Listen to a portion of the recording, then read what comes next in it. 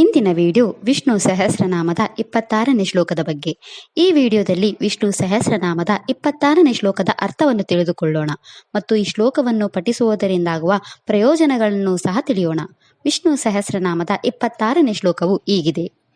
ಸುಪ್ರಸಾದ ಪ್ರಸನ್ನಾತ್ಮ ವಿಶ್ವದೃಗ್ ವಿಶ್ವಭುಗ್ ವಿಭುಃ ಸತ್ಕರ್ತ ಸತ್ಕೃತ ಸಾಧುರ್ ಜಾನುರ್ನಾರಾಯಣೋ ನರಃ.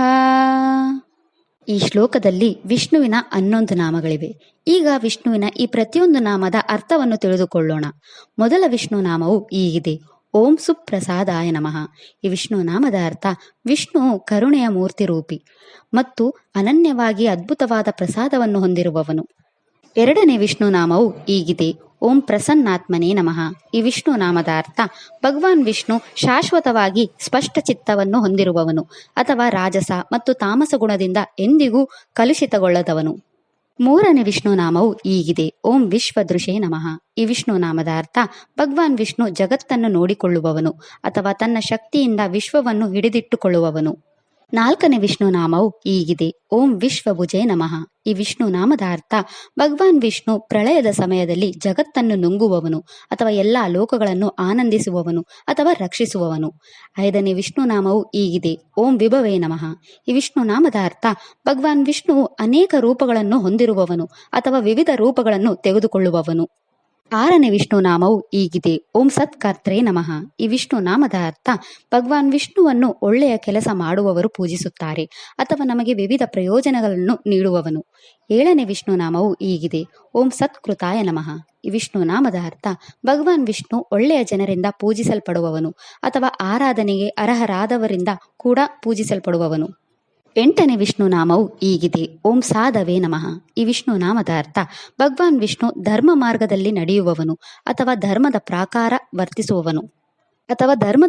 ವರ್ತಿಸುವವನು. ಒಂಬತ್ತನೇ ವಿಷ್ಣು ನಾಮವು ಹೀಗಿದೆ. ಓಂ ಜಾನವೇ ನಮಃ.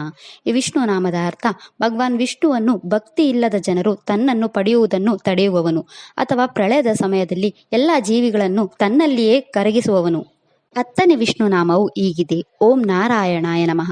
ಈ ವಿಷ್ಣು ನಾಮದ ಅರ್ಥ ಭಗವಾನ್ ವಿಷ್ಣು ತಾನು ಸೃಷ್ಟಿಸುವ ಎಲ್ಲ ವಸ್ತುಗಳಲ್ಲಿ ವಾಸಿಸುವವನು ಅಥವಾ ಎಲ್ಲ ಆತ್ಮಗಳು ಅವನಲ್ಲಿ ವಾಸಿಸುತ್ತವೆ. 11ನೇ ವಿಷ್ಣು ನಾಮವು ಹೀಗಿದೆ. ಓಂ ನರಾಯ ನಮಃ. ಈ ವಿಷ್ಣು ನಾಮದ ಅರ್ಥ ಭಗವಾನ್ ವಿಷ್ಣು ಮಾರ್ಗವನ್ನು ತೋರಿಸುವವನು ಅಥವಾ ಎಲ್ಲವನ್ನು ನಿರ್ದೇಶಿಸುವವನು. ಅವನು ಶಾಶ್ವತ ಪರಮಾತ್ಮನಾಗಿದ್ದಾನೆ. ವಿಷ್ಣು ಸಹಸ್ರನಾಮದ ಈ 26ನೇ ಶ್ಲೋಕವು ಭಗವಾನ್ ವಿಷ್ಣುವು ತನ್ನ ಭಕ್ತರಿಗೆ ವಿಶೇಷ ಅನುಗ್ರಹವನ್ನು ತೋರಿಸುವವನು. ಭಗವಂತನ ಮನಸ್ಸು ಯಾವಾಗಲೂ ಶಾಂತವಾಗಿರುತ್ತದೆ. ಎಲ್ಲ ಜೀವಿಗಳ ಬಗ್ಗೆ ಸಮಾನ ಕಾಳಜಿಯೊಂದಿಗೆ ಅವನು ಇಡೀ ವಿಶ್ವವನ್ನು ಸೃಷ್ಟಿಸುವುದಲ್ಲದೆ ಅದರ ಪ್ರತಿಯೊಂದು ಭಾಗವನ್ನು ವ್ಯಾಪಿಸಿ ಆಳುತ್ತಾನೆ. ಅವನು ಸದ್ಗುಣಗಳನ್ನು ಗೌರವಿಸುತ್ತಾನೆ ಮತ್ತು ಅವನನ್ನು ಶ್ರೇಷ್ಠರು ಪೂಜಿಸುತ್ತಾರೆ.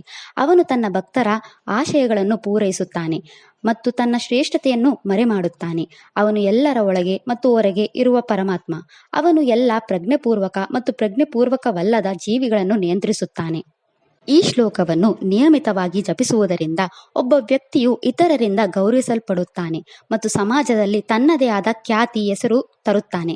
ಪುನರ್ವಸು ನಕ್ಷತ್ರಕ್ಕೆ ಸೇರಿದ ಜನರು ತಮ್ಮ ಜೀವನದಲ್ಲಿನ ಎಲ್ಲ ಸಮಸ್ಯೆಗಳನ್ನು ತೊಡೆದುಹಾಕಲು ಮತ್ತು ನಿಮ್ಮ ಜೀವನದಲ್ಲಿ ಎಲ್ಲ ಶುಭಗಳನ್ನು ಪಡೆಯಲು ಈ ಮಂತ್ರವನ್ನು 27 ಬಾರಿ ಜಪಿಸಬೇಕು. ಇದಿಷ್ಟು ವಿಷ್ಣು ಸಹಸ್ರನಾಮ ಸ್ತೋತ್ರದ 24ನೇ ಶ್ಲೋಕದ ಕುರಿತಾಗಿತ್ತು. ನಾಳೆಯ ವಿಡಿಯೋದಲ್ಲಿ ಇದಿಷ್ಟು ವಿಷ್ಣು ಸಹಸ್ರನಾಮ ಸ್ತೋತ್ರದ 26ನೇ ಶ್ಲೋಕದ ಕುರಿತಾಗಿತ್ತು. ನಾಳೆಯ ವಿಡಿಯೋದಲ್ಲಿ ವಿಷ್ಣು ಸಹಸ್ರನಾಮದ 27ನೇ ಶ್ಲೋಕದ ಮೇಲೆ ಚಿಂತನೆಯನ್ನು ಮಾಡೋಣ. ಶ್ರೀಕೃಷ್ಣ ಅರ್ಪಣಮಸ್ತು. ಈ ವಿಡಿಯೋ ಇಷ್ಟ ಆದರೆ ಲೈಕ್ ಮಾಡಿ, ಶೇರ್ ಮಾಡಿ ಮತ್ತು ಚಾನಲ್ ಸಪೋರ್ಟ್ ಮಾಡೋಕೆ ಸಬ್ಸ್ಕ್ರೈಬ್ ಮಾಡಿ. ಧನ್ಯವಾದಗಳು.